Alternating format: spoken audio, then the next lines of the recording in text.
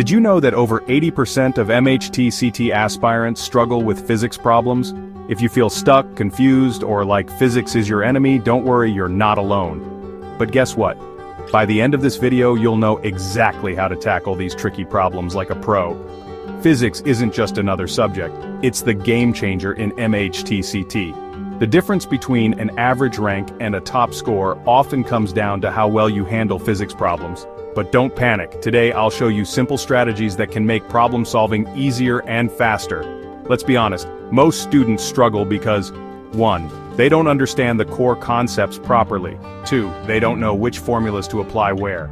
3. They panic when they see long questions. 4. They don't manage their time well, but don't worry. We're about to fix all of these. Let's go.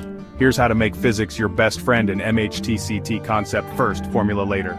Don't just memorize formulas, understand how they work. Solve smart, not hard. Use elimination and approximation techniques to save time. Master high-weightage topics. Focus on kinematics, electromagnetism, modern physics, and other high-scoring chapters. Time yourself. Solve past papers with a stopwatch to build speed and accuracy. Here's a secret technique: break and solve. Instead of tackling a tough problem all at once, break it into small, easy steps. Step 1. Identify the concept behind the problem. Step 2.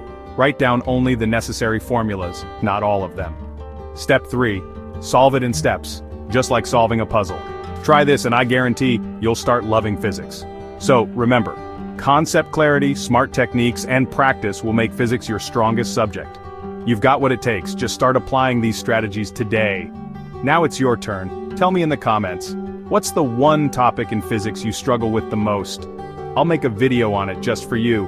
And don't forget, like, share, and subscribe for more MHT-CET success tips. See you in the next video.